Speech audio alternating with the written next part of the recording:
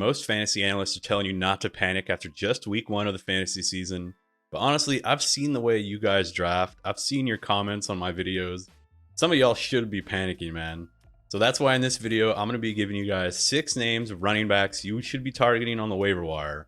I'm going to order them in terms of high priority, medium priority. Some of them are lower priority. We're going to run through this video pretty quick, man. I don't want to keep this video, 20 minutes for just a waiver wire video. If you like this video, if you do get some value from it, I would appreciate a like, a sub. Let me know if there's somebody that I missed that you guys are kind of high on. And without wasting any more of your time, let's hop into the first name. The first name on the list is going to be J.K. Dobbins. Now, this one is kind of obvious. I have seen that he is available in a lot of leagues, especially on Sleeper. Like, that doesn't really make sense to me. He should have been drafted in pretty much every league, no matter what size. It's just an ambiguous backfield, and we saw in week 1 that Gus Edwards, they must have had a Freaky Friday thing, because Gus Edwards looked like he was fresh off an Achilles tear, and J.K. Dobbins was busting off big runs. He hit like 20 miles per hour in one of his runs, which was like number 1 on the week at the running back position. Insane. So J.K. Dobbins, if he's somehow a free agent, honestly, I might just break the bank. I might open the coffers for J.K. Dobbins, drop the stacks, dude, pretend like you're in the strip club. I might throw like 60-70% of my fab on him. Be, kicking people in the teeth, running the ball down their throat. So J.K. Dobbins is number 1 priority, but he probably shouldn't be available. The next guy on the list is going to be Jordan Mason. So Jordan Mason is a high priority handcuff, as we saw from last night's game with the Niners versus the Jets.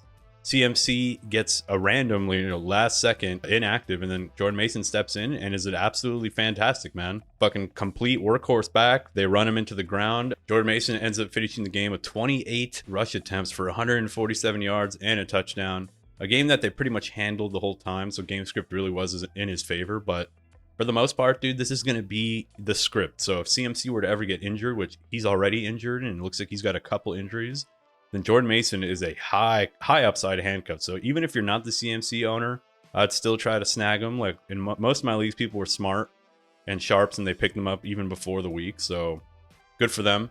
One dude actually lost his matchup because he didn't have a replacement. So he had to throw in Braylon Edwards and ended up losing by like 6 because he had CMC. Brutal take, brutal fucking beat. Anyway, next guy on the list is going to be Bucky Irving. So Bucky Irving is a high value. You got to go after him right now before it gets any worse for Rachaad White. He is a better runner. He just looked better, more like electric. I know that things were kind of opening up for him more on the line of scrimmage and he was finding a lot more room to run, but he's just a better running back than Rachaad White. I'm not saying he's a better receiving back, but he is a better running back. That's probably certain now at this point. Honestly, I think Rachaad White might just be like my nemesis, man. My fantasy nemesis, one of my real life friends drafted him and he's just been my fantasy nemesis forever. So I might be biased on Rachaad White, but I just think he's just a guy. I think he's pretty bad. And I think by the end of this season, I'm pretty sure Bucky Irving takes this backfield over. So I would also drop some stacks on Bucky Irving. He's just standalone value, and then I think he's going to take over by the end of the season. And the next dude on the list is going to be Jaylen Wright.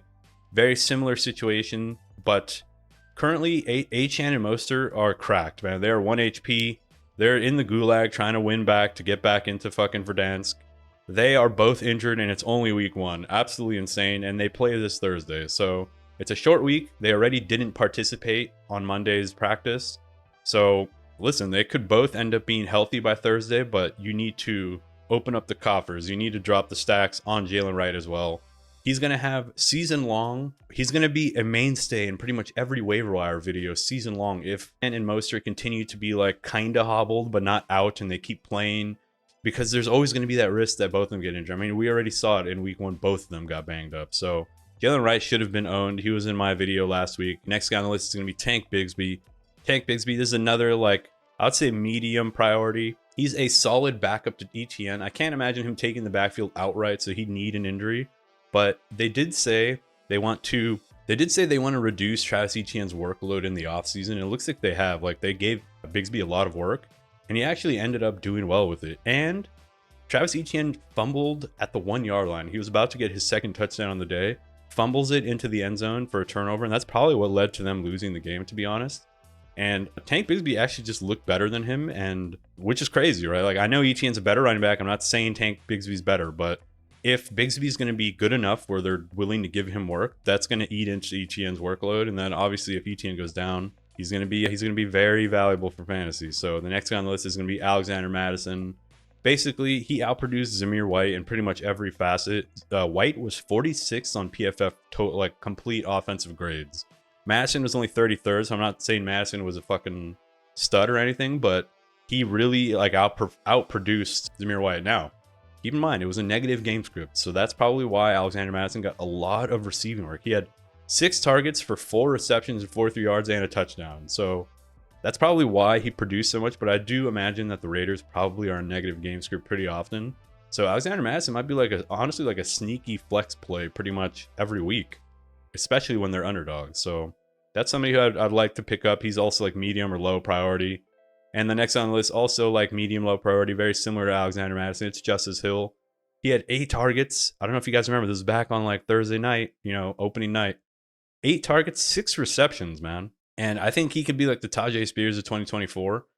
Derrick Henry is a very game script dependent running back, as we saw in that Ravens game. And when they were losing, when the Ravens were losing, they really had Justice Hill in the game a lot. And he actually looked pretty good. He looked pretty spry, pretty agile, nice little running back, like they trust him.